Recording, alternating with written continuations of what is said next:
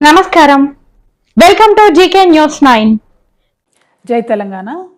తెలంగాణ జాగృతి మొదలుపెట్టినటువంటి మహిళా రిజర్వేషన్ పోరాటం తెలంగాణ ఆడబిడ్డలకే కాదు 50 మంది భారతదేశ మహిళలకు లాభం జరిగే విధంగా మనము వెలిగించినటువంటి దీపం 29 రాష్ట్రాలలో ఒక వెలుగును నింపి మహిళా బిల్లును సాధించి పెట్టినటువంటి విషయం మీ అందరికి కూడా తెలిసిందే. చాలామంది జాగృతి నాయకులు కార్యకర్తలు కూడా నాతో పాటు వచ్చి ఢిల్లీలో ఉండి దీక్ష చేసి అనేక రాష్ట్రాల్లో ఉన్నటువంటి మహిళా సంఘ నేతలతో కోఆర్డినేషన్ చేసుకొని దాదాపు 18 పైచిలకు పార్టీలతోని మనం మద్దతు కూడగట్టి వారితోని పార్లమెంట్లో మాట్లాడించి వారితోని సపరేట్గా 0 అవర్స్లో ప్రొటెస్ట్లు చేపించి రకరకాల కార్యక్రమాలతో ఒక రాజకీయపరమైనటువంటి ఒత్తిడిని సృష్టించి మహిళా బిల్లుని ఈ దేశంలో సాధించడంలో తెలంగాణ జాగృతి పాత్ర చరిత్ర అయినట్టు కూడా మర్చిపోలేనటువంటిది.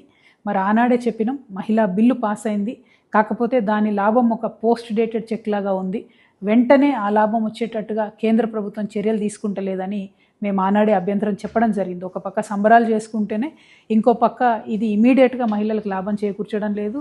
2, ఎవరైతే బీసీ ఆడబిడ్డలు ఉన్నారో వారికి కోటా రావడం లేదనే విషయాన్ని కూడా మేము అదే రోజు అభ్యంతరం పెట్టడం జరిగింది.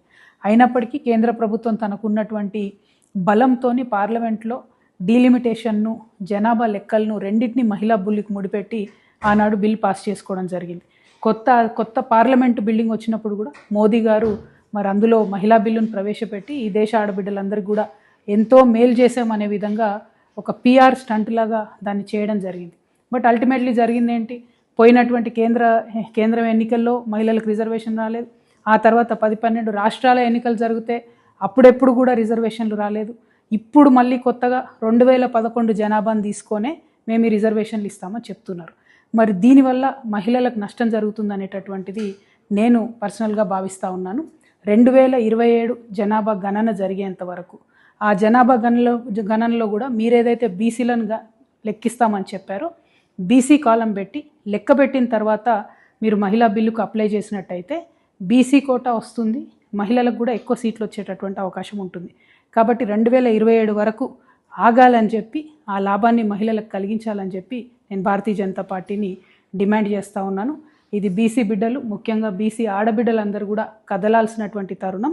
మరి వచ్చేటటువంటి ఈ బిల్లులో ఈ నెల 16, 17, 18 స్పెషల్ పార్లమెంట్ సెషన్ పెట్టి ఈ బిల్లును పాస్ చేస్తామని చెప్తా ఉన్నారు. కానీ ఇంతవరకు కూడా ఆ డ్రాఫ్ట్ బిల్లును ప్రజలకు చూపించడం లేదు. సో ఖచ్చితంగా ప్రజలకు ఆ డ్రాఫ్ట్ బిల్లు చూపించాలి. అన్ని రీజనల్ పార్టీస్ కూడా ఆ డ్రాఫ్ట్ బిల్లును చదువుకునే అవకాశం కల్పించాలి. అప్పుడైతేనే పార్లమెంట్లో అభ్యంతరాలు చెప్పేటటువంటి అవకాశం ఉంటుంది.